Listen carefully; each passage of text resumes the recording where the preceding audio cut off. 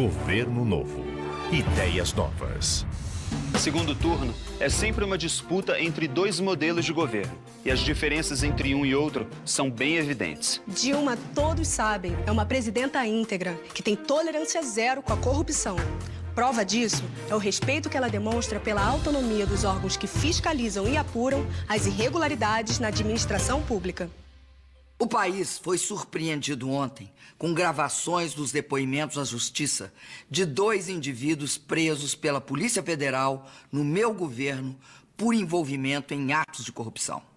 Todos sabem que tenho tolerância zero com a corrupção e deixei isso bem claro ao criar as condições para investigar todo e qualquer delito e malfeito e para levar a julgamento todos os corruptos e os corruptores. Nem sempre antes foi assim no Brasil. Muito pelo contrário. Aqui se costumava varrer a corrupção para baixo do tapete. O principal envolvido nas denúncias, que hoje faz acusações para diminuir a sua pena, foi demitido da Petrobras por mim e foi preso no meu governo. Tudo o que ele disse tem de ser apurado com rigor. Eu sou a primeira a exigir isso. Mas a investigação deve ser feita sem interferência ou manipulação política. A lei não pode ser aplicada ao sabor de circunstâncias eleitorais. Quem está dizendo isso é uma presidenta que nunca compactuou com qualquer tipo de irregularidade. Jamais aparelhamos a Polícia Federal ou a Procuradoria-Geral da República. Essa é a nossa diferença em relação aos governos tucanos. Nós investigamos, eles escondiam. Quem criou as condições como eu para combater a corrupção nunca será conivente com ela. Por isso, estou propondo a implantação de 5 medidas no combate à impunidade, pois a impunidade é o mal que alimenta a corrupção.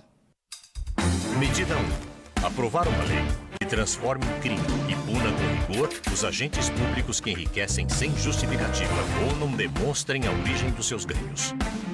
Medida 2. Modificar a legislação para transformar em crime eleitoral a prática de Caixa 2. Medida 3. Criar uma nova espécie de ação judicial que permita o confisco dos bens adquiridos de forma ilícita ou sem comprovação. Medida 4. Alterar a legislação para agilizar o julgamento de processos envolvendo desvio de recursos públicos. Medida 5. Criar uma nova estrutura no Poder Judiciário, junto aos tribunais superiores, que dê maior agilidade e eficiência às investigações e processos movidos contra aqueles que possuem fórum privilegiado. Na sua essência, essas 5 medidas têm o objetivo de garantir processos e julgamentos mais rápidos e punições mais duras. Elas representam um golpe fortíssimo na impunidade. É claro que o amplo direito de defesa dos acusados será preservado, mas dentro de prazos mais razoáveis, porque hoje os julgamentos podem levar uma eternidade, o que só favorece os corruptos e os corruptores. Algumas das medidas que estamos propondo já estão sendo estudadas pelo Congresso Nacional e pelo Judiciário. Outras são inteiramente novas. O fundamental é que todos os poderes e toda a sociedade participem desse processo para mudar o que precisa ser mudado no Brasil. Tomo essa iniciativa baseada no meu compromisso com a ética na vida pública e com a defesa do patrimônio dos brasileiros. Com a certeza de que a corrupção e a impunidade não podem ser combatidas com bravatas ou palavras vazias, mas sim com medidas concretas e com uma verdadeira vontade de mudar o rumo das coisas. Em 1997, a imprensa denunciou a compra de votos para aprovar a emenda que permitiu a reeleição de Fernando Henrique Cardoso, mas nada foi apurado. Em 2007, a Procuradoria-Geral da República denunciou a existência do Mensalão Tucano, um esquema de financiamento irregular da campanha à reeleição do então governador mineiro Eduardo Azeredo, um alto dirigente tucano muito próximo a Aécio, mas até hoje ele não foi julgado. Mais recentemente, a imprensa denunciou que para obter um contrato nas obras do metrô, a empresa francesa Alstom pagou propina a vários políticos de São Paulo, estado governado há 20 anos pelo PSDB. Mas nada aconteceu até agora. Percebeu a diferença entre os dois modelos de governo? Enquanto os tucanos varrem tudo para baixo do tapete, Dilma defende que tudo se apure, que tudo se investigue. Porque quem não deve, não teme. O silêncio é o grande aliado da impunidade. Vejam o caso de Minas. Jornalistas que criticaram o governo de Aécio foram perseguidos e demitidos. 2 documentários disponíveis na internet relatam esse cerco à imprensa. Liberdade, essa palavra, de autoria do então estudante de jornalismo Marcelo Baeta.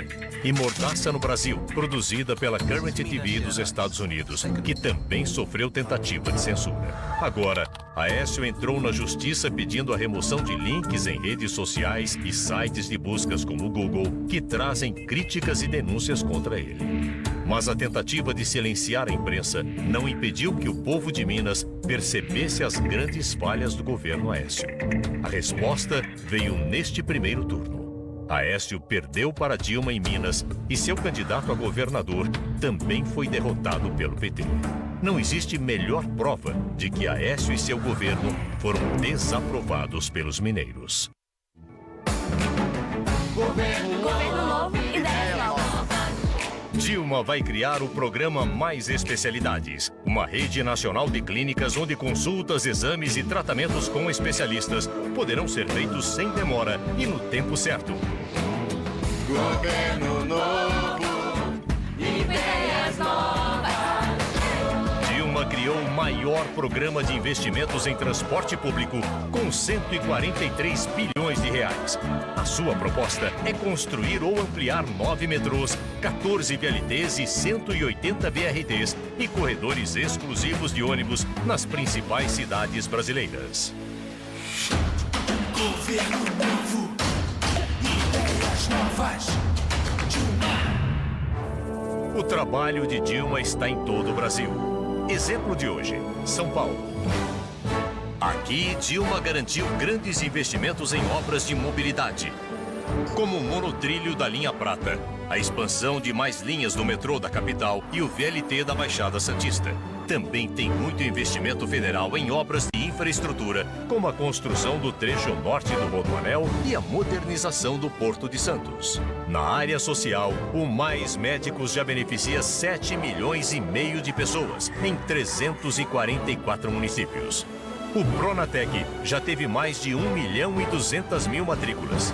E o FIES, o Ciências Sem Fronteiras e o ProUni já beneficiaram mais de 900.000 jovens paulistas. E tem mais. O Minha Casa Minha Vida já entregou e contratou 638.000 moradias em São Paulo. Mais que a CDHU entregou em toda a sua história. Isso sim é compromisso com o Brasil e com São Paulo. Minha Casa Minha Vida é um programa para a família. A gente, como pobre, presidente, a gente nunca teria essa oportunidade se não fosse o seu governo. Lá a gente morava, lá era no barro, a barraca. E você aqui são 2 quartos, São 2 sala, O cozinha. banheiro é quase uma sala. Foi a maior alegria no mundo que eu cheguei aqui. Eu disse, Deus, eu não acredito. A minha casa? A gente quer que as crianças desse país e as mães desse país tenham direito à casa própria. Isso é que eu acho muito importante. Dilma continua mobilizando o Brasil. Na quarta-feira, ela reuniu milhares de pessoas em Teresina, João Pessoa, Aracaju e Salvador. E em todas as capitais, deixou sua mensagem contra o preconceito ao Nordeste. Nós iniciamos uma grande transformação aqui no Nordeste. Foi onde o Brasil mais cresceu.